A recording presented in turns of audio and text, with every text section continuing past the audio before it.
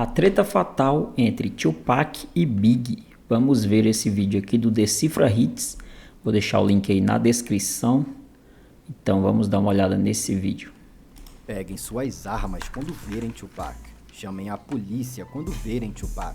Quem atirou em mim não terminou o trabalho. E agora vocês sentirão a fúria de uma ameaça. Vamos acertá-los. O que você acabou de ouvir não são apenas letras de rap, mas sim uma ameaça real. Palavras que foram escritas e ditas com o puro ódio de quem se sentiu traído pelo próprio amigo. Essa música foi o ápice da maior treta de rap da história e que literalmente acabou causando a morte de duas lendas do rap. Hoje vamos revelar todos os detalhes por trás da música Hit 'Em Up de Tupac e explicar como a letra se relaciona com a treta, a vida e a morte de Tupac e Notorious Big. Eu sou o Guilherme e você está no canal Decifra Hits. Bora lá, Guilherme.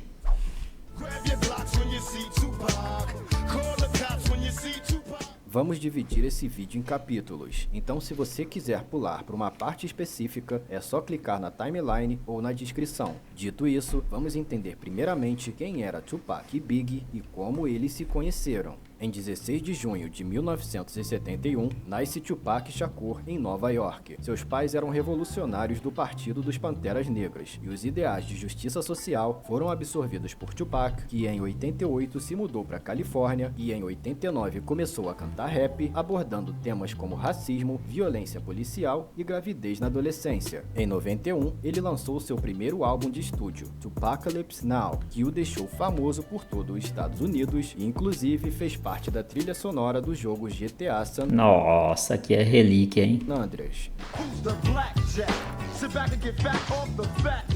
Em 92, na outra ponta dos Estados Unidos, em Nova York, começava a surgir outra lenda do hip hop, Christopher Wallace, mais conhecido como Notorious Big, de 20 anos de idade, apenas um ano mais novo do que Tupac. Mesmo com uma boa educação, criado por sua mãe que era professora, ele se envolveu no crime muito novo e aos 12 anos de idade já vendia drogas. Nossa senhora, que isso? 12 anos, velho. Apesar disso, na escola, ele começou a demonstrar um enorme talento para rimas improvisadas e aos poucos foi ganhando notoriedade pelo seu dom. Chegamos ao ano de 1993, o ano mais importante dessa história. Nesse ano, o talento de Big foi descoberto por um dos maiores Quem?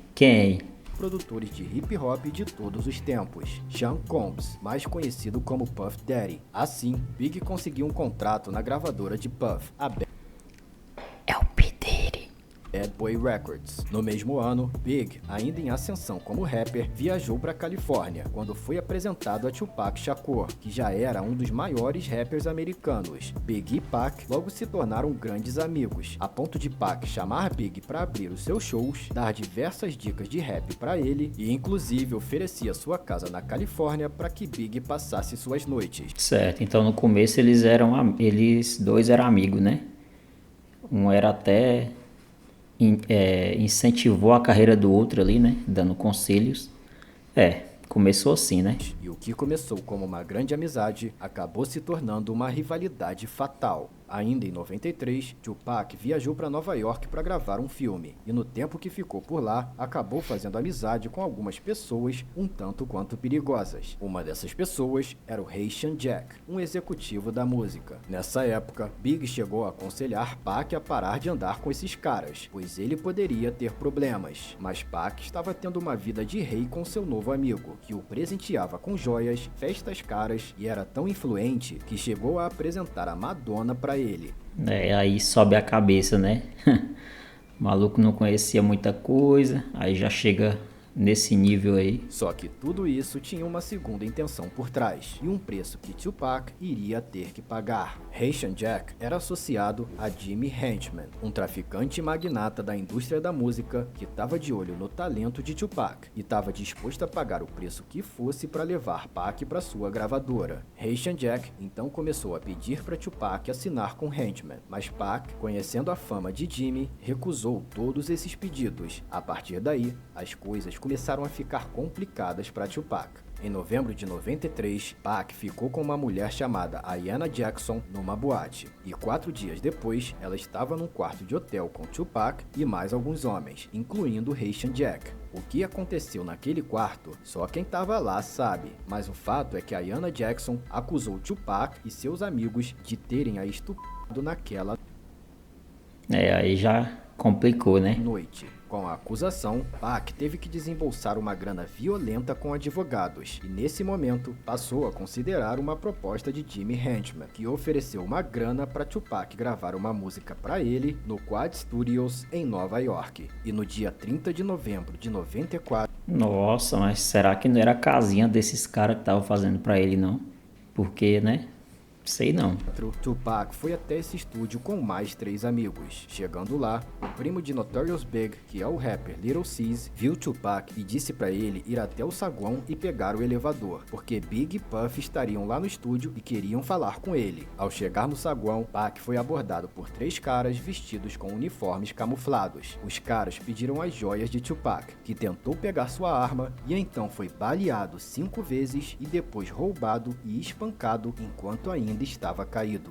Que isso, aí é loucura. Após se fingir de morto e ver que todos foram embora, Tupac conseguiu se levantar, entrar no elevador e ir até a sala onde estavam Big e Puff. Tupac mais tarde revelou que, antes de desmaiar, ele conseguiu ver nos olhos de Big e Puff que eles sabiam de tudo e que ele tinha caído numa emboscada.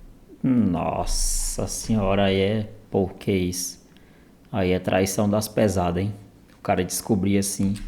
A partir daí, começava a surgir a treta entre Tupac e Notorious Big.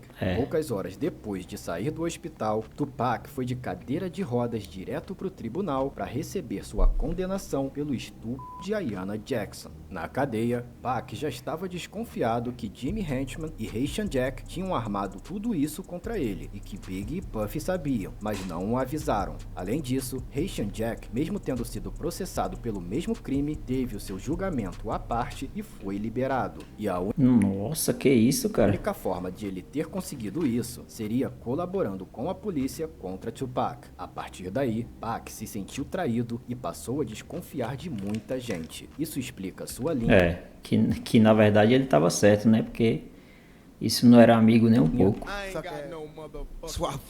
No início de Hit 'Em Up. Para piorar a situação, alguns meses depois de Pac ser preso, saiu uma nova música de Big chamada Who Shot Ya, que significa algo como Quem atirou em você, em tom irônico, e que apesar da letra não citar nomes, Tupac imediatamente tomou essa música como uma afronta, e para ele que já estava paranoico com o Big, essa foi a gota d'água. Em resposta, Pac começou a escrever a música Hit 'Em Up, enquanto ainda estava na cadeia, e nesse momento, quando Pac estava mais paranoico, com amigos se afastando e cheio de sentimentos de vingança, um homem se ofereceu a pagar a fiança de 1,4 milhão de dólares para tirar Tupac da cadeia. Esse homem era Suge Knight, um produtor e magnata que lançou grandes nomes do rap da Califórnia como Snoop Dogg. Suge é um dos nomes mais controversos da indústria do hip hop, e o motivo disso é longo, mas já explicamos essa história no vídeo de Like Toy Soldiers de Eminem. Para nós, basta saber que ele era um cara muito truculento e perigoso, mas que sabia se apresentar de maneira civilizada e sutil quando necessário, e foi assim que ele abordou Tupac, oferecendo pagar sua fiança em troca de um contrato no qual Pac deveria lançar 3 álbuns para a gravadora de Suge, a Death Row Records, sabendo que Suge era rival de Puff Daddy e de toda a costa Então ele já vai aceitar essa proposta aqui, né? leste, incluindo Big. Pac aceitou a oportunidade. Sem dúvida, né? Se juntar com os inimigos dos caras que se tornou inimigo deles, né? Assinou seu contrato escrito à mão, sendo então libertado da cadeia e indo direto para os estúdios da Death Row, onde se juntou com seu grupo de amigos, chamado The Outlaws, e começou a gravar a música Hit 'Em Up, que foi lançada no dia 4 de junho de 1996. Se tá gostando do vídeo até aqui, já deixa um like e se inscreve. Pô, muito bom o vídeo, vou deixar já meu like aqui, né? Que isso. Ótimo vídeo, tá? Decifra Hits. Já falei que vou deixar o link aí na descrição. Quem puder, né? Quem quiser gostar dos vídeos, siga lá, né? O cara é muito brabo. Bora pro vídeo. Escreve para não perder nenhuma análise musical. Agora, vamos decifrar a letra a partir dos alvos que Tupac ataca nessa música, começando com Notorious Big. Em diversos trechos, Big é acusado de roubar o estilo de Tupac. Agora só quer saber de Versace, você copiou o meu estilo. Pac foi um dos pioneiros nessa onda de usar roupas de marca de alta costura no hip hop. Ele era amigo pessoal do próprio criador da marca italiana Versace e já foi até convidado pelo mesmo para participar de desfiles em Milão. Antes disso, as roupas dessas marcas eram praticamente exclusivas de celebridades brancas, e Pac ajudou a popularizar essa tendência entre os rappers negros também. Pac já tinha um certo ranço de Big por ele copiar alguns dos seus estilos, mas aumentou depois de ver que Big passou a usar as roupas. É aquele amigo, né, que sempre tem inveja, que é tudo que você tem, né? Esse aí tem muitos. E o clássico óculos da Versace em todos os seus clipes.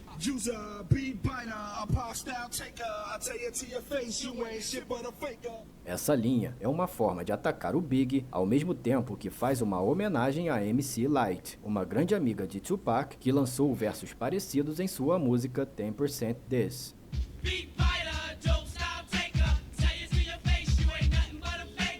Pac reclamava que Big roubava suas batidas, e então ele usou alguns elementos das músicas de Big em Hit 'Em Up, uma forma sarcástica de atacar o Big com suas próprias obras. O rapper Idi Amin, que canta o quinto verso de Hit 'Em Up, confirmou essa informação numa entrevista pro Vlad TV em 2015.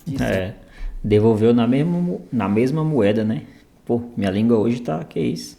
Que Pac encontrou com a esposa de Big, a Faith Evans, que, aliás, na música ele diz que pegou. Nossa, aqui ele tá... já tá esculachando mesmo, hein? E mostrou pra ela esse rap que ele tava fazendo pra atacar o Big, que usava como base a batida de uma música de R&B chamada Don't Look Any Further.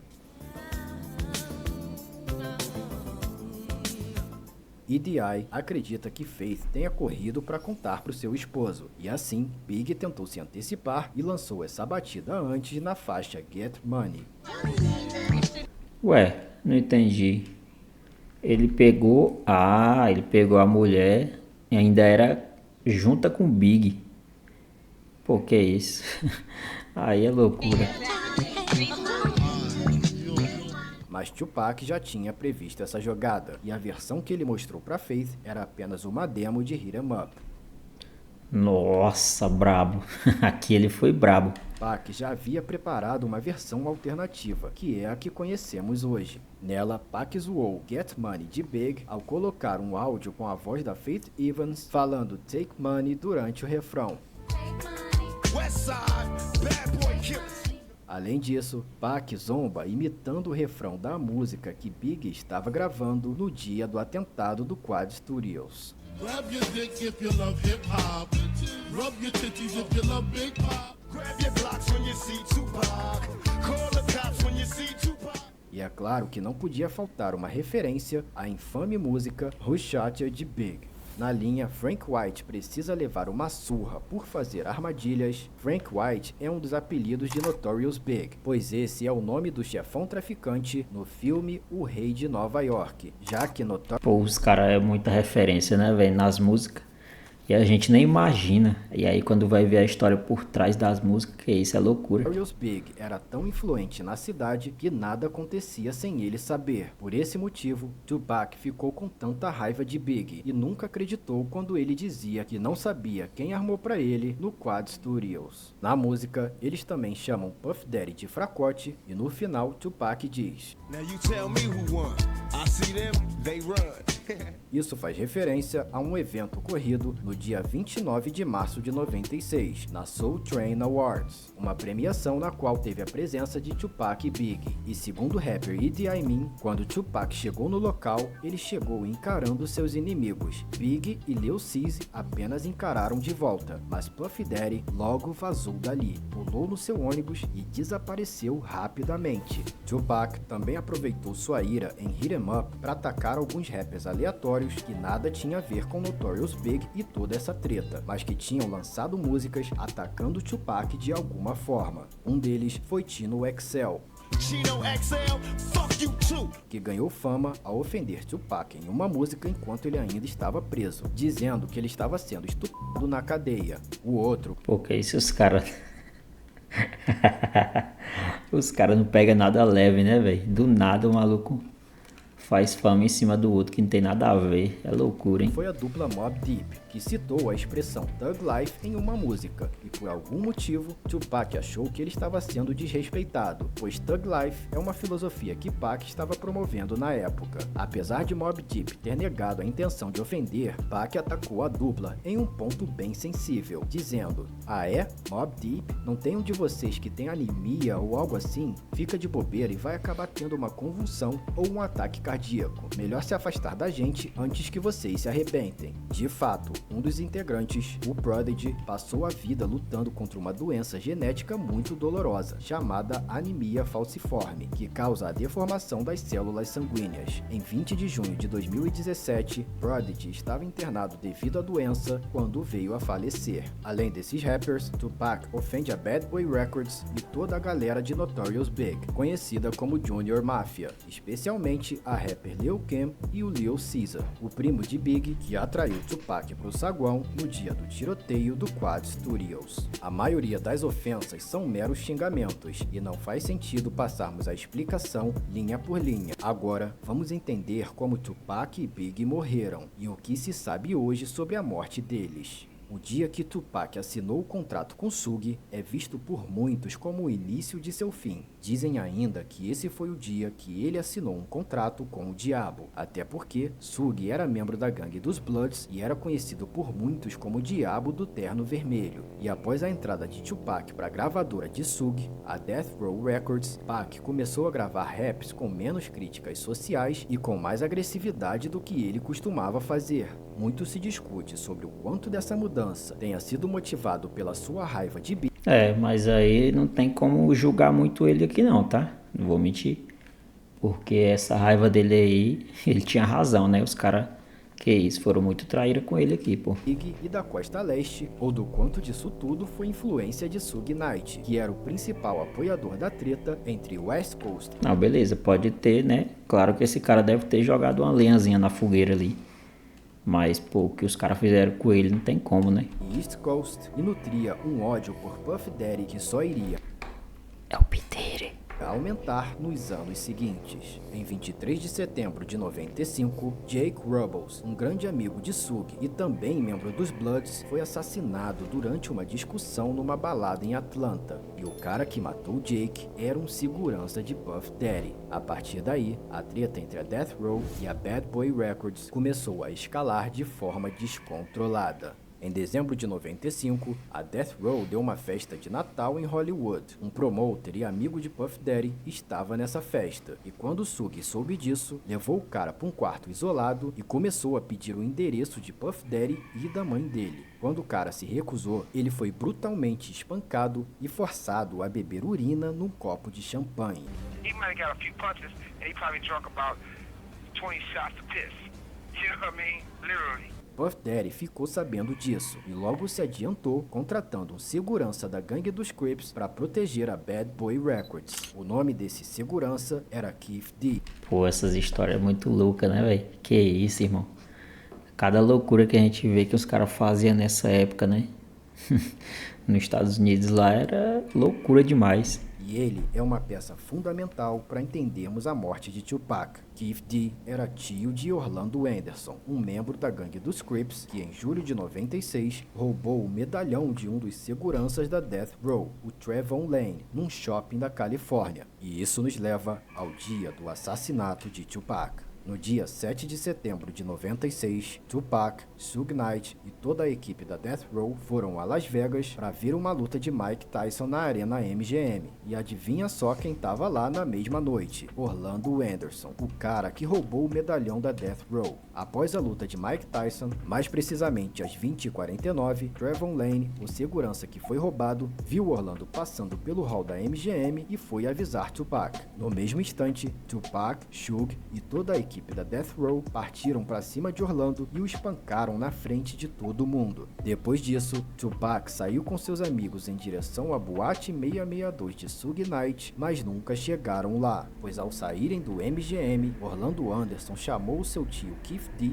e mais 2 amigos da gangue dos Crips para irem com tudo para cima da BMW 750i preta, na qual estavam Suge Knight na direção e Tupac Shakur no banco do carona. Às 22h55, a BMW parou num sinal vermelho e um paparazzi tirou uma foto que logo depois seria conhecida como a última foto do Tupac em vida. Às 23h15, o carro para em outro sinal na avenida em frente ao Hotel Maxim, quando um Cadillac branco para logo ao lado. No banco do carona estava Keith D, que portava uma Glock .40.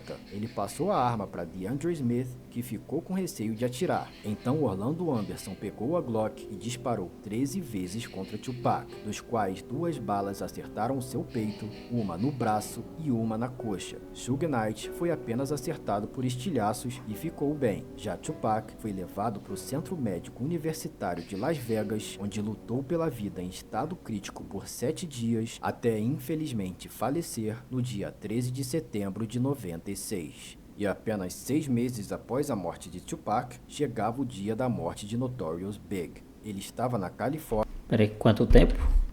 No dia 13 de setembro de 96. E apenas 6 meses após a morte de Tupac, chegava o dia da morte de Notorious Big. Ele estava na Califórnia para a gravação de um clipe do que seria o seu último single em vida, o da música Hypnotize. Na madrugada de 9 de março de 97, após Big dar uma mega festa que foi fechada pelos bombeiros por superlotação, ele entrou em seu carro e saiu em comboio junto com associados da Junior Mafia. À meia-noite e 45, o carro da frente, onde estava Puff Daddy e seus seguranças, atravessou um cruzamento, enquanto o carro de trás, onde estava Big, teve que parar no sinal vermelho. Nesse momento, se aproximou um... Nossa, quando é o dia não tem jeito, né? O carro do segurança passou e o dele ficou. Pô, mas aqui também é loucura, velho. Que eu saiba, né?